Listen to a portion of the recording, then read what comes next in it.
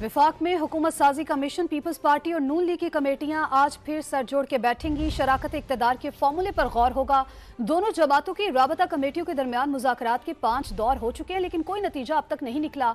ज़राए के मुताबिक दोनों जमातों की कमेटियों ने अपनी अपनी क़यादत को रिपोर्ट पेश कर दी है और फरीकैन पुरुमीद हैं कि फाइनल राउंड में हुकूमत साजी के मामला तय पा जाएंगे। मजीद बताएंगे उस्मान खान।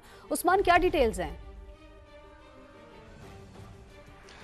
जी देखिए, कल रात 10 बजे जो है ये बातचीत का सिलसिला टूटा था और छठा दौर होना था, लेकिन अब वो वक्त अभी तक नहीं आया और मुस्लिम लीग नून की जो कमेटी थी वो पीपल्स पार्टी की कमेटी का इंतज़ार करती रहे। ये मुलाकात मुमकिन नहीं हो सकी, लेकिन चूँकि अब ये मामला जो है बहुत करीब आ रहा है और हुकूमत साजी का मरला जो है उसको अगले मरले में लेकर जाना है, तो ज़राए ने यह दावा किया है कि अब दोनों पार्टियों के जो खदशात थे और उनके तहफ़्फ़ुज़ात थे उनको दूर करने के लिए कुछ अहम शख्सियात जो हैं वो दरमियान में आई हैं। और ज़राए का ये कहना है कि उनको अब बिठा कर जो है मामलात को हतमी शक्ल दी जा रही है। और ज़राए का ये भी कहना है कि चूँकि मामलात जो है वो पीपल्स पार्टी की हठधर्मी की वजह से रुके थे और उसकी बड़ी वाज़ेह वजह यह है कि पीपल्स पार्टी ये चाहती है कि वो अपनी मर्जी की जो है चीज़ें ले ले, आईनी ओहदे भी ले ले। उस्मान, आप हमें अपडेट कर रहे थे, आपका बहुत शुक्रिया।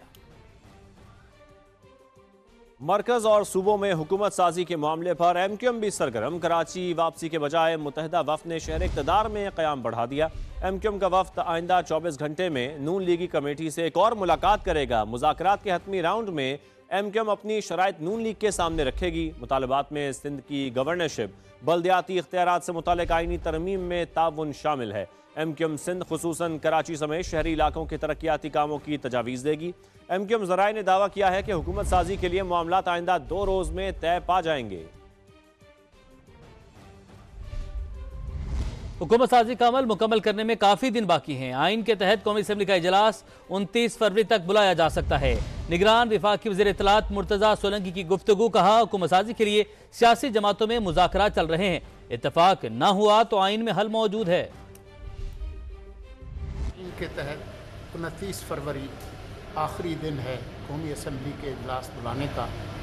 उसमें 9-10 दिन पड़े हुए हैं, तो मेरे ख्याल में कोई तातुल नहीं है, कोई डेडलॉक नहीं है।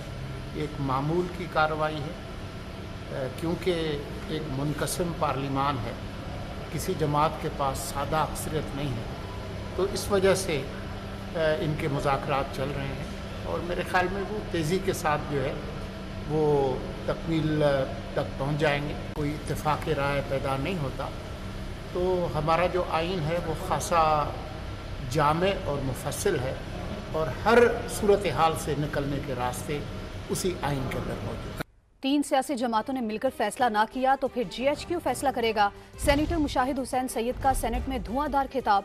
बोले नवाज शरीफ दिल बड़ा करें, पीपल्स पार्टी को वजारत उज़्मा और खुद सरबराह ममलकत बने, तहरीक इंसाफ को भी सिस्टम में शामिल करें। उन्होंने सियासी कैदियों के लिए आम माफी का मुतालबा किया है। गवर्नमेंट ऑफ नेशनल यूनिटी बनाएं या 3 पार्टीज मिलकर कोई कोalition बनाए। मैं समझता हूं कि सियासी जमात अगर इनिशिएटिव नहीं लेंगे मिस्टर चेयरमैन, अभी इनिशिएटिव है 3 पार्टीज के पास, वरना इनिशिएटिव चला जाएगा GHQ, फिर वो फैसला करेंगे। स्वैगर स्टिक लेके आएगा बंदा वर्दी में, कहेगा अच्छा जी sit down, do this do that. सबसे बड़ी जिम्मेदारी मैं समझता हूं मियां नवाज शरीफ साहब, वो इनिशिएटिव ले, हाथ बढ़ाएं दिल बड़ा करके, प्राइम मिनिस्टरशिप ऑफर कर दे पीपल्स पार्टी को, खुद आराम से उधर सरबराह मुमलिकत बने और पीपल्स PTI को शामिल करें सिस्टम के अंदर।